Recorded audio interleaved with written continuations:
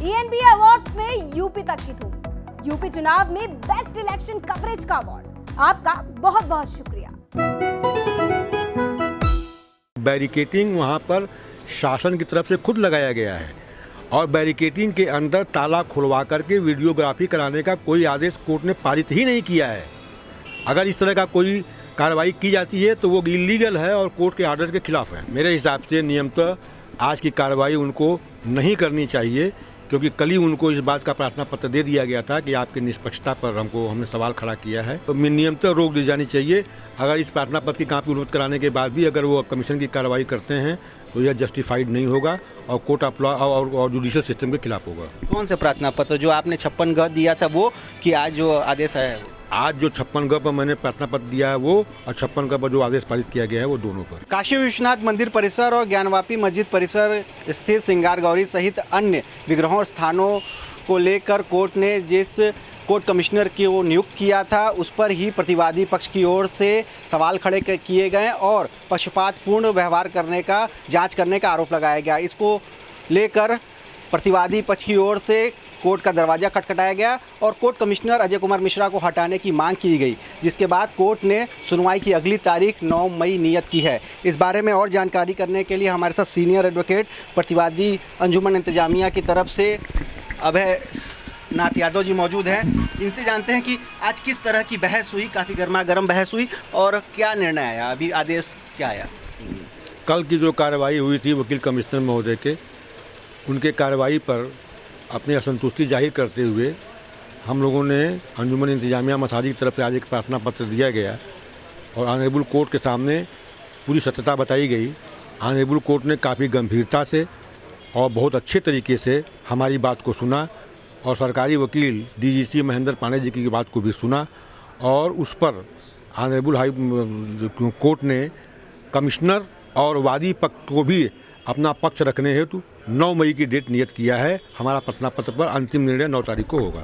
Court ने ये भी कहा है कि जो आप लोगों ने आपत्ति दर्ज कराई थी उसकी कॉपी, उसका जो स्वरूप है वो भेजा नहीं गया, वो वादी पक्ष या कोर्ट कमिश्नर की तरफ की वो नहीं मिला और कोर्ट कमिश्नर आज खुद यहाँ मौजूद नहीं रहे, इस वजह से भी अगली तारीख दी गई है। देखिए, कानून में लिखा हुआ है कि किसी भी पक्ष को बिना सुने उसके खिलाफ कोई आदेश नहीं पारित करना चाहिए।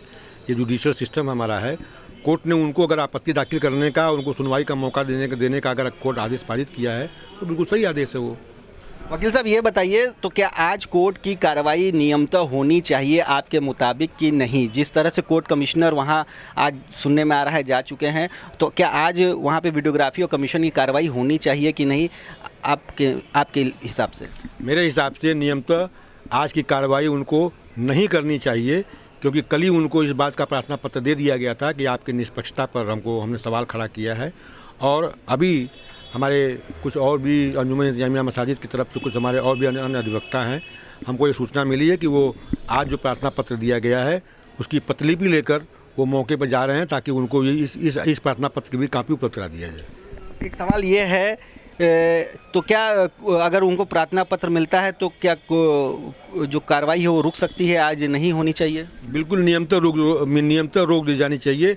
अगर इस प्रार्थना पत्र की कापी उपलब्ध कराने के बाद भी अगर वो कमीशन की कार्रवाई करते हैं तो यह जस्टिफाइड नहीं होगा और कोर्ट ऑफ लॉ और जुडिशियल सिस्टम के खिलाफ होगा। कौन से प्रार्थना पत्र जो आपने 56 ग दिया था वो, कि आज जो आदेश आया है? आज जो 56 ग पर मैंने प्रार्थना पत्र दिया है वो, और 56 ग पर जो आदेश पारित किया गया है वो दोनों पर। अगर ये दोनों उनको मिल जाते हैं तो आगे कार्रवाई रोक देनी चाहिए? बिल्कुल रोक देनी चाहिए उनको। ये बताइए, आज आप लोग यहीं पर हैं कोर्ट की कार्रवाई के बाद अपने चैम्बर में ही है, तो क्या आज आप लोग शामिल नहीं होने जा रहे हैं? नहीं, व्यक्तिगत रूप से मैं नहीं जा रहा हूँ, लेकिन अंजुमन इंतजामिया मसाजिद की तरफ से हमारे और भी अधिवक्ता हैं, उनके बारे में हमको सूचना नहीं है, उसमें जो कोई जा सकता है। लेकिन चूँकि मैं अपने कुछ व्यावसायिक कार्य में आज इम्पोर्टेंट काम में मैं उलझा हुआ हूँ और मुझे आज वक्त नहीं है, इसलिए वक्त की कमी से आज मैं नहीं जा पा रहा हूँ। एक बड़ा सवाल यह है कि अगर आज भी अगर मस्जिद की बैरिकेटिंग के अंदर घुसने की कोशिश की जाती है तो जिस तरह से कल वहाँ पर आप लोगों ने रोका था, बहस की थी, तो आज क्या फिर वैसी स्थिति पैदा होगी तो क्या करेंगे? देखिए, ये बड़ी स्पष्ट सी बात है। इसमें बार बार सवाल हमसे पूछा जा रहा है कि बैरिकेटिंग के अंदर घुस करके वहाँ की वीडियोग्राफी कराई जाए। मैं कई बार कह चुका हूँ, आज भी मैं कह रहा हूँ, अंतिम रूप से कह रहा हूँ कि बैरिकेटिंग वहाँ पर शासन की तरफ से खुद लगाया गया है और बैरिकेटिंग के अंदर ताला खुलवा करके वीडियोग्राफी कराने का कोई आदेश कोर्ट ने पारित ही नहीं किया है। अगर इस तरह का कोई कार्रवाई की जाती है तो वो इलीगल है और कोर्ट के आर्डर के खिलाफ है। आज आप लोग फिर उस पर आपत्ति दर्ज करेंगे? आपत्ति हमारी शुरू से रही है उस पर। आज भी वहाँ होने नहीं देंगे? नहीं, होने न देने का सवाल पैदा नहीं होता है। हम होने के वहाँ पर कोई हम जो भी प्रोटेस्ट करेंगे वो कानून के दायरे में करेंगे। तो अब 9 मई को अगली तारीख तय कर दी गई है। अगली मई 9 तारीख फिक्स कर दी गई है। तो ये थे हमारे साथ सीनियर एडवोकेट प्रतिवादी की तरफ से, जिनका साफ कहना है कि अगर आज भी अगर वहाँ कार्रवाई कोर्ट कमिश्नर की होती है तो वो बिल्कुल नहीं होनी चाहिए, क्योंकि जो इनकी तरफ से 56 का प्रार्थना पत्र कोर्ट में दिया गया था वो और साथ में जो आदेश की कॉपी है वो दोनों उनको उपलब्ध कराई जा रही है। और अगर इसके बावजूद भी कार्रवाई होती है कोर्ट कमिश्नर की सर्वे की, वीडियोग्राफी की, तो बिल्कुल भी लीगल पॉइंट ऑफ व्यू से वो गलत होगा। रोशन जायसवाल, वाराणसी, यूपी तक।